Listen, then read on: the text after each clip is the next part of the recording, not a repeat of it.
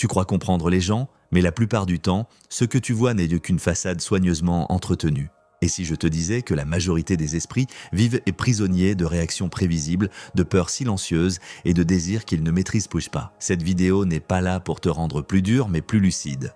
Elle t'invite à penser autrement, à observer sans te trahir, à comprendre avant d'agir. Ici, il ne s'agit pas de manipuler, mais de voir clair là où les autres se racontent des histoires. Si tu restes jusqu'à la fin, tu découvriras une vérité discrète, presque dérangeante, que peu acceptent de regarder en face. Écris en commentaire la phrase clé « Je choisis la lucidité » pour ancrer cette décision en toi. Abonne-toi, aime cette vidéo et prépare-toi à dépasser ce que 9 personnes sur 10 ne verront jamais. À la Renaissance, dans une Europe traversée par la peur, la guerre et l'instabilité, certains penseurs ont cessé de croire aux illusions morales pour observer l'homme tel qu'il est réellement. Ce regard froid et lucide n'était pas une célébration du mal, mais une tentative de survie psychologique dans un monde brutal. Penser comme Machiavel, c'est comprendre que l'être humain agit rarement par vertu, mais par intérêt, peur ou besoin de reconnaissance. Avec le temps, cette lucidité a été caricaturée, diabolisée, puis dissimulée sous des discours rassurants. Pourtant, notre époque souffre précisément de ce refoulement. Hypersensibilité, confusion morale, perte de repères intérieurs. Ce savoir dérange parce qu'il l'oblige à regarder ses propres contradictions et à admettre que la maîtrise de soi commence par une compréhension impitoyable de la nature humaine. Penser comme Machiavel ne commence pas par apprendre des phrases ou des stratégies, mais par un déplacement intérieur profond, passer de la réaction à l'observation. La plupart des gens vivent dans un état de réflexe permanent. Ils parlent pour être aimés, agissent pour être validés, se justifient pour apaiser leur peur d'être rejetés. Toi, si tu veux dépasser cette condition, tu dois d'abord accepter une vérité inconfortable.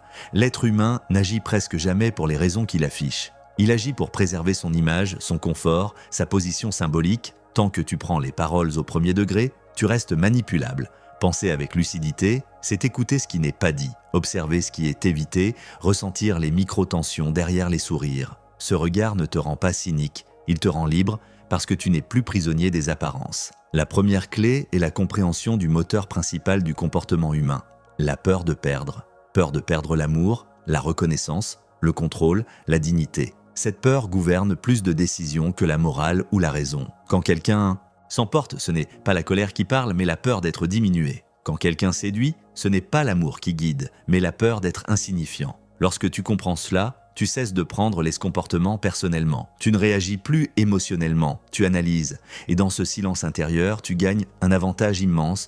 Tu choisis quand parler, quand agir, quand te retirer. Là où les autres se trahissent l'un par excès d'émotion, toi tu deviens opaque, lisible seulement par ceux qui ont atteint le même niveau de conscience.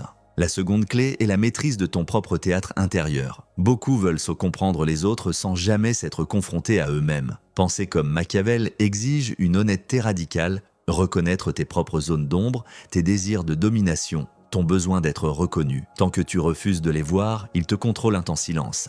Mais dès l'instant où tu les observes sans jugement, ils perdent leur pouvoir. Tu n'es plus poussé à prouver, à convaincre, à séduire à tout prix. Tu deviens stable. Et cette stabilité est perçue par les autres comme une forme de puissance tranquille. Les gens font instinctivement confiance à celui qui ne cherche pas à être validé parce qu'il n'émet pas de manque. Une autre dimension essentielle est la compréhension du temps psychologique. La majorité agit dans l'urgence émotionnelle. Ils répondent trop vite, expliquant trop tôt, promettent trop facilement. Toi, tu apprends à ralentir. Le silence devient un outil, non pour punir, mais pour laisser l'autre révéler ses intentions. Quand tu ne combles pas les vides, les gens se dévoilent. Ils parlent bientôt davantage, justifient de leurs actes, montrent leur peur. Tu observes, tu notes, tu comprends. Cette patience stratégique n'est pas de la manipulation, c'est de la clarté. Elle te protège des décisions impulsives qui coûtent cher à long terme, que ce soit dans les relations, le travail ou la vie intérieure. Il y a aussi cette idée fondamentale que peu acceptent. La bonté sans discernement attire l'abus. Beaucoup confondent gentillesse et faiblesse, transparence et naïveté.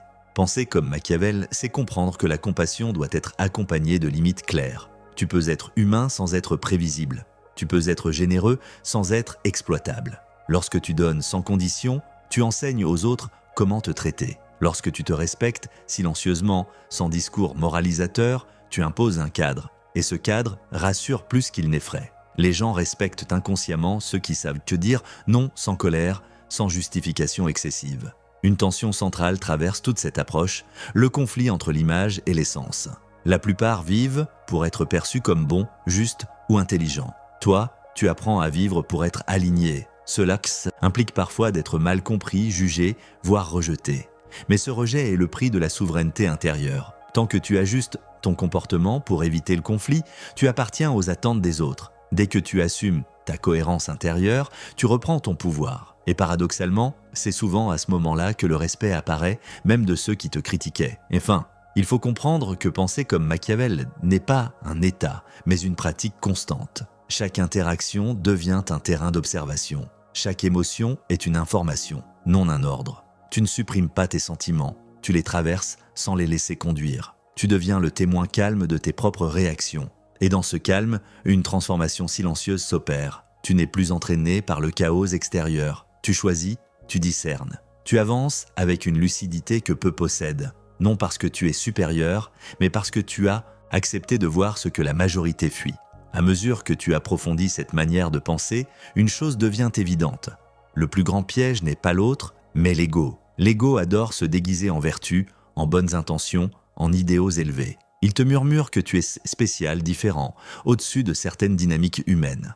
Et c'est précisément à cet instant que tu redeviens aveugle. Penser comme Machiavel, c'est refuser ce confort intérieur. C'est accepter que personne n'est immunisé contre le besoin de reconnaissance, contre la tentation du pouvoir ou contre la peur de l'insignifiance.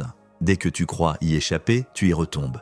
La lucidité commence toujours par l'humilité intérieure. Un paradoxe fondamental apparaît alors. Plus tu cherches à contrôler l'image que les autres ont de toi, plus tu leur donnes du pouvoir. L'ego veut être compris, admiré, reconnu comme juste.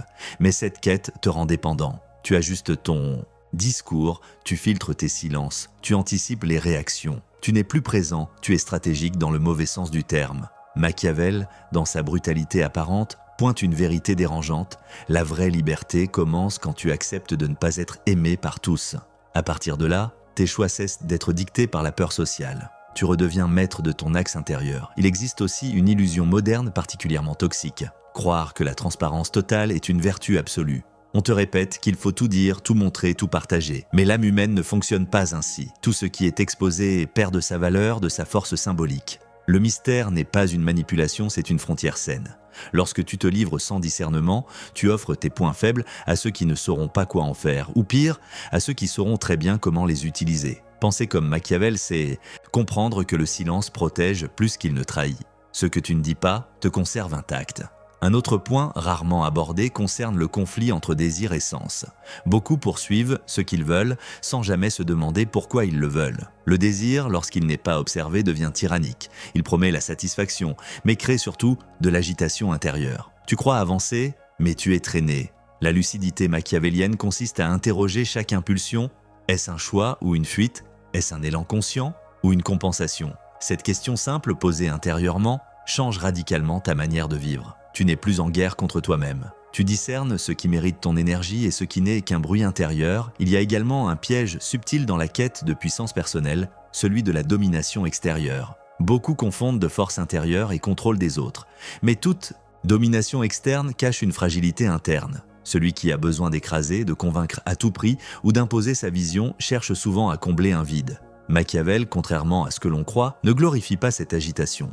Il met en garde contre elle, la véritable puissance est silencieuse, stable, presque invisible. Elle n'a pas besoin de s'exhiber car elle ne doute pas d'elle-même. Quand tu n'as rien à prouver, tu deviens imprévisible et donc difficile à manipuler. Un fait méconnu est que la majorité des conflits naissent d'interprétations, non de faits. Les gens réagissent à ce qu'ils imaginent, pas à ce qui est réellement dit ou fait. Si tu comprends cela, tu cesses d'alimenter des batailles inutiles.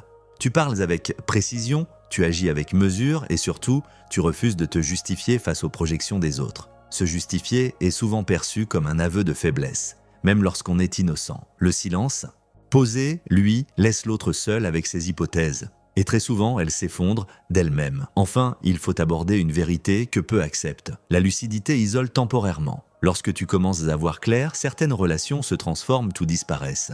Non par cruauté, mais par incompatibilité.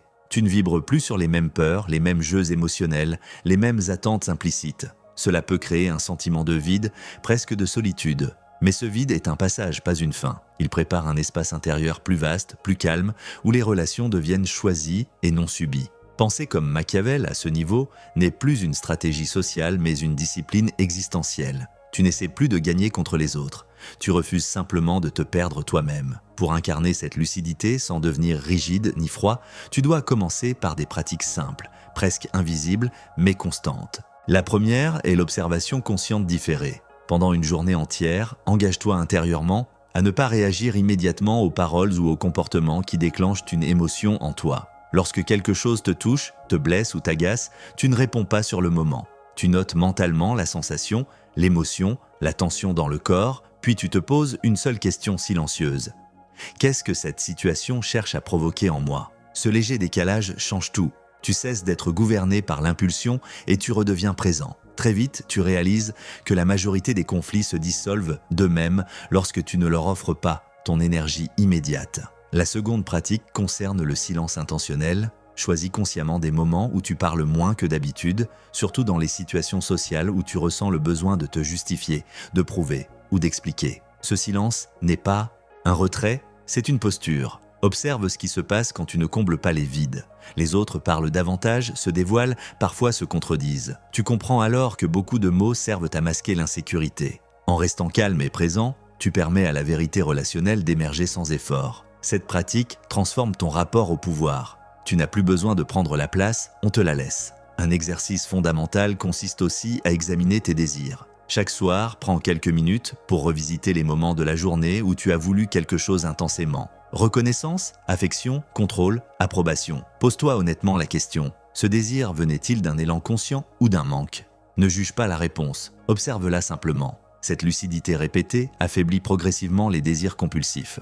Tu découvres que beaucoup de choses que tu poursuis ne te nourrissent pas réellement. Et, en cessant de courir après elles, tu retrouves une énergie intérieure stable, plus calme, plus dense. Il est aussi essentiel d'apprendre à poser des limites sans agressivité. Commence par de petites situations. Lorsque quelque chose ne te convient pas, exprime-le avec peu de mots, sans justification excessive. Un non simple posé, sans colère, est l'un des actes les plus puissants qui soient. Au début, cela peut générer de l'inconfort car ton esprit est habitué à chercher l'approbation. Mais très vite, tu constateras un changement subtil dans la manière dont les autres te perçoivent. Les limites claires créent un respect instinctif, même chez ceux qui ne l'expriment pas verbalement. Un rituel intérieur, particulièrement transformateur, est celui du désengagement émotionnel conscient. Lorsque tu sens une émotion forte monter, colère, jalousie, peur ou excitation excessive, ferme les yeux quelques secondes et observe-la comme une énergie passagère. Ne cherche pas à la supprimer ni à l'exprimer immédiatement.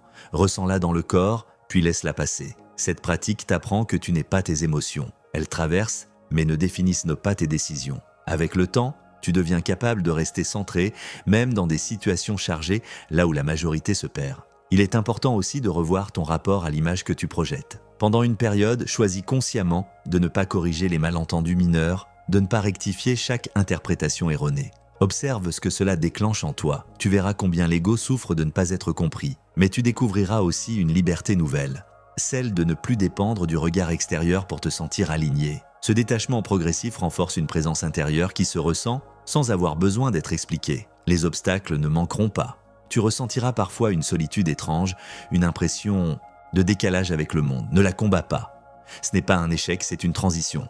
Tu quittes un ancien mode de fonctionnement basé sur la réaction pour entrer dans un espace de choix. Utilise ces moments pour renforcer ton ancrage. Marche en silence, écris tes observations, respire lentement. Rappelle-toi que la lucidité n'est pas un isolement définitif, mais un filtre plus fin dans tes relations. Enfin, ancre tout cela dans une intention simple, répétée chaque matin intérieurement. Aujourd'hui, je choisis de voir avant d'agir. Cette phrase n'est pas une formule magique, mais un rappel. Elle oriente subtilement ton attention tout au long de la journée. Peu à peu, tu remarqueras un changement profond dans ta manière d'être. Tu parleras moins, mais avec plus de poids. Tu agiras moins, mais avec plus de justesse. Tu ne chercheras plus à dominer ni à plaire, tu seras simplement là, lucide, présent, difficile à ébranler. Si tu es arrivé jusqu'ici, ce n'est pas par hasard. Quelque chose en toi reconnaît cette vérité silencieuse. La majorité ne souffre pas par manque d'intelligence, mais par manque de lucidité. Penser comme Machiavel ne t'a pas été proposé pour dominer le monde, mais pour cesser d'être dominé intérieurement. Tu as vu que le vrai pouvoir ne réside ni dans la manipulation, ni dans la brutalité, ni dans le contrôle des autres, mais dans la capacité à ne plus être esclave de tes réactions, de ton ego, de ton besoin d'être compris ou validé. Cette lucidité te place à un endroit inconfortable, mais juste, là où tu n'as plus besoin de prouver. Là où tu choisis, tu comprends maintenant que la plupart des jeux humains se nourrissent de l'impulsivité, de la peur et du bavardage intérieur. En ralentissant, en observant, en gardant le silence, quand tout pousse à parler, tu changes totalement ta trajectoire. Tu deviens rare, et ce qui est rare n'a pas besoin de s'imposer. Cela s'impose naturellement. La transformation que tu viens d'explorer n'est pas spectaculaire. Elle est discrète, presque invisible. Mais elle est irréversible, car une fois que tu vois, tu ne peux plus faire semblant de ne pas savoir. Il y aura des moments de doute, des instants où tu te demanderas si cette voie tes parômes n'est pas trop exigeante, trop solitaire. Rappelle-toi alors ceci. La solitude de la lucidité est toujours plus saine que la compagnie des illusions. Tu n'es pas en train de te couper du monde, tu es en train de choisir comment y être présent, avec clarté, avec discernement, avec intégrité intérieure. La question que je te laisse n'est pas destinée à recevoir une réponse immédiate, mais à t'accompagner longtemps après cette vidéo. Préfères-tu être compris par tous ou être fidèle à ta conscience? La plupart choisiront la première option sans même y réfléchir. Toi, tu as désormais le choix. Si ce contenu t'a parlé, fais-le savoir en aimant cette vidéo, en t'abonnant pour ne pas manquer les prochaines explorations et écris en commentaire cette phrase simple mais engageante « Je ne réagis plus, je choisis ». Ce n'est pas un slogan, c'est une décision intérieure. Et parfois, une seule décision suffit à changer toute une vie.